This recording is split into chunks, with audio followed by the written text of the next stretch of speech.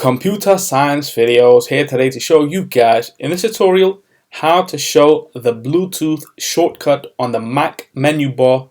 Without further ado, let us start the video. So in this tutorial, you need to have access to a Mac computer, be able to use the Mac in such a way where you can create shortcuts to circumvent certain things you may not require, and with these shortcuts it can help you speed up the process to complete things in a better way. So let's now go all the way down to the dock, go to System Preferences, which should be on the dock. If not, you will have to go all the way to Launchpad, search for System Preferences, or if you see it on the first page of the applications, let's just click on System Preferences.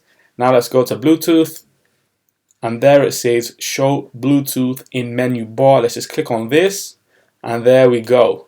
And now if we want to move this maybe to another part of the menu bar, we can click on this. Before we do that, let's just click on Command and then click on Bluetooth. We can now move this to anywhere we want, and there you go. So let's now close out of System Preferences, and so that's for this video. I'll see you guys in my next tutorial. Thanks for now.